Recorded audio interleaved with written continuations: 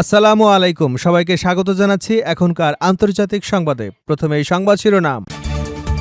শুরুতেই জানাবো, যুক্তরাষ্ট্রের হামলার হুমকিতে পাল্টা জবাবের হুঁশিয়ারি ইরানের। মধ্যপ্রাচ্যে বাড়ছে উত্তেজনা। যুক্তরাষ্ট্র ইরানের গুরুত্বপূর্ণ জ্বালানি অবকাঠামোতে হামলা চালালে কঠোর পাল্টা জবাব দেওয়া হবে বলে হুঁশিয়ারি দিয়েছে তেহরান। একই সঙ্গে মধ্যপ্রাচ্যের বিভিন্ন দেশে সামরিক হামলা ও পাল্টা হামলার ঘটনা বেড়ে যাওয়ায় অঞ্চল জুড়ে উত্তেজনা আরও তীব্র হয়েছে। এবারে জানাবো, ইরানের হামলার ভয়ে প্রতিরক্ষা ব্যবস্থা জোরদার ইসরায়েলের। ইরানে হামলা আরও জোরদার করা হবে কিনা মার্কিন প্রেসিডেন্ট ডোনাল্ড ট্রাম্পের এই আলোচনার আবহেই সতর্ক অবস্থান নিয়েছে ইসরায়েলি সামরিক বাহিনী। দেশটির প্রতিরক্ষা প্রস্তুতি বাড়িয়ে উচ্চ সতর্ক অবস্থানে রয়েছে তারা। জানাবো, সৌদির পররাষ্ট্রমন্ত্রীকে কল করে হুঁশিয়ার করলেন আরাকচি। ইরানের জ্বালানি অবকাঠামোতে মার্কিন হামলার মাধ্যমে যুদ্ধ আরও তীব্র হবার আশঙ্কার মধ্যেই সৌদি পররাষ্ট্রমন্ত্রী ফয়সাল বিন ফারহান আল সৌদের সঙ্গে টেলিফোনে কথা বলেছেন ইরানের পররাষ্ট্রমন্ত্রী আব্বাস আরাকচি। ফোন আলাপে আরাকচি সৌদি পররাষ্ট্রমন্ত্রীকে জানান, যুক্তরাষ্ট্র ইসরায়েলের যে কোনো আগ্রাসনের উপযুক্ত জবাব দেওয়া হবে।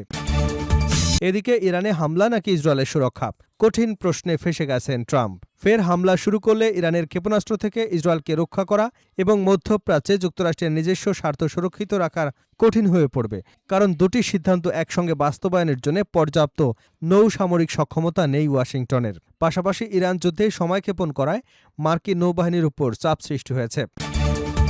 এবারে জানাবো, সবচেয়ে খারাপ পরিস্থিতির জন্য প্রস্তুতি নিচ্ছে ইরান। মধ্যপ্রাচ্যে চলমান সংঘাত ও আঞ্চলিক উত্তেজনার মধ্যে সম্ভাব্য সবচেয়ে খারাপ পরিস্থিতি মোকাবেলায় ব্যাপক প্রস্তুতি নিচ্ছে ইরান। দেশটির সরকার আগামী 2 বছরের জন্য প্রয়োজনীয় সরবরাহ নিশ্চিত করবার পরিকল্পনা করেছে বলে জানিয়েছে প্রথম ভাইস প্রেসিডেন্ট মোহাম্মদ রেজা আরেফ। এবং সর্বশেষ জানাবো, ইরানের মুদ্রাকে ধ্বংস করে দিচ্ছি ডোনাল্ড ট্রাম্প।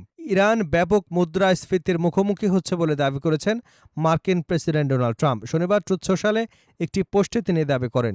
ওই পোস্টে ট্রাম্প ইরানের মুদ্রা রিয়ালের মান কমে যাওয়ার একটি ধাঁচ শেয়ার করে লিখেছেন, আমি ইরানের মুদ্রাকে ধ্বংস করে দিচ্ছি।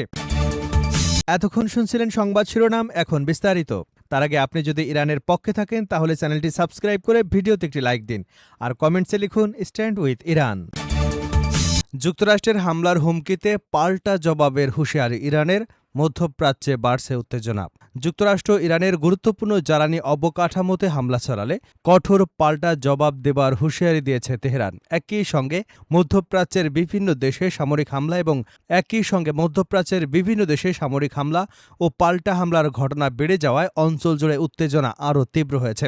শনিবার এক বিবৃতিতে ইরানের যুদ্ধকালীন সামরিক কমান্ডারের প্রধান মেজর জেনারেল আলী আবদুল্লাহি অভিযোগ করেন, যুক্তরাষ্ট্র পুরো অঞ্চলকে একটি বৃহত্তর যুদ্ধের দিকে ঠেলে দিচ্ছে।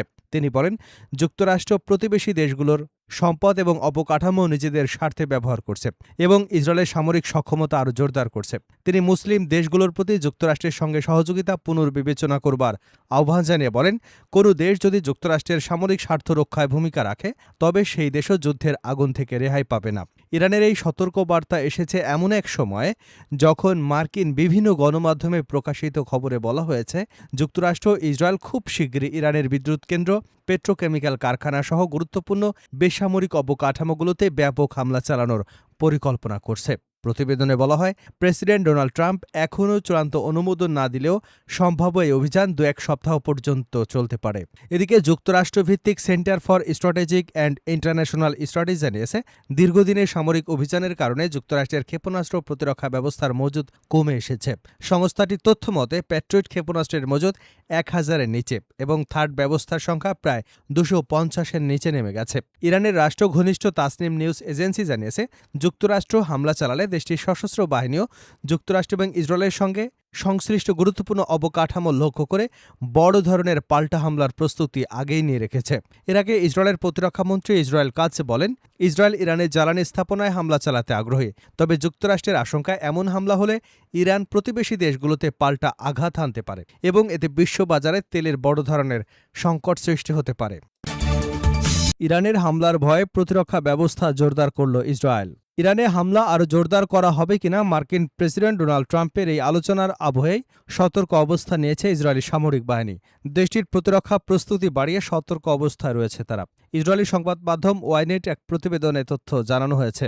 প্রতিবেদনে বলা হয়েছে, ইসরায়েলের সামরিক পরিকল্পনাবিদেরা একটি সম্ভাব্যতা মূল্যায়ন করেছেন। তাদের মতে, মার্কিন বাহিনী যদি ইরানের অবকাঠামো লক্ষ্য করে কোনো হামলা চালায়, তবে তেল আবিব সেই হামলায় সরাসরি অংশ না নিলেও তাদের উপর পাল্টা হামলা চালাতে পারে তেহরান।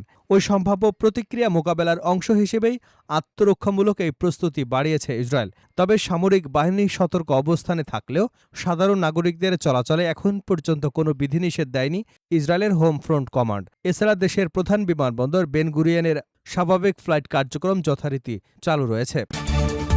সৌদির পররাষ্ট্রমন্ত্রীকে কল করে হুঁশিয়ারি করলেন আরাকচি।